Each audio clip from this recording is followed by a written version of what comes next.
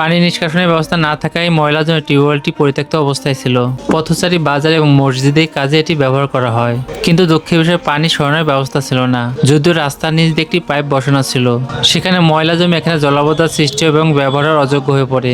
পানি সরানোর ব্যবস্থা করতে পারলে টিউবওয়েলটি ব্যবহার উপযোগী হবে, তবে কাজটি করা ছিল অনেক কঠিন। এজন্য স্থানীয় কয়েকটি ভাই আমাকে সহায়তা করলো। পাশের বাঁশঝোড় থেকে বাঁশ কেটে কাজটি শুরু করলাম। তবে সড়কের এক পাশ থেকে আরেক পাশে পাইপটি পরিষ্কার ছিল অনেক কঠিন কাজ, কারণ পাইপটি প্রচুর ধুলাবালি জমে শক্ত হয়েছিল। কয়েক ঘন্টা চেষ্টা করার পরে আমরা এতগুলো লোক কাজটি করতে সফল হলাম। এরপর এটি সুন্দরভাবে পরিষ্কার করে মানুষের ব্যবহার ও উপযোগী করার জন্য প্রস্তুত করলাম। এরপর টিউবওয়েলটি এবং আশপাশের পরিবেশকে সুন্দর করার জন্য এটা রং করার প্রয়োজন ছিল, কারণ যে পানি আমরা জীবন বাঁচাতে ব্যবহার করি তার পরিবেশটা সুন্দর হওয়া উচিত। এজন্য বাজার থেকে রং সংগ্রহ করে টিউবওয়েলটি রং করি, সাথে ওয়েদার কোট রং দিয়ে পাশে ওয়ালগুলো রং করে দেই। এমন কাজের গুরুত্ব অনেকেই বোঝে না, তাই পাশ থেকে অনেকেই সমালোচনা করে। এমন জায়গায় পরিষ্কার করাকে অনেকে ব্যঙ্গ করে কটূক্তিও করে। এজন্য অনেকে এমন কাজ করে ইচ্ছা থাকলেও করতে পারে না, যার ফল আমাদের নিজেদেরই ভোগ করতে হয়। তাই এমন কাজে যারা জড়িত তাদেরকে অবশ্যই সাপোর্ট দিয়ে পাশে থাকা উচিত, তাহলে এমন কাজ করতে আরো অনুপ্রাণিত হবে।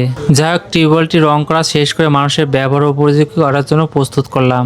তবে টিউবওয়েলটি রং করা শেষ করে এটি বেঁধে দিলাম, যাতে আজকেও এটা ব্যবহার করতে না পারে। এতে রং শুকানোর সময় পাবে।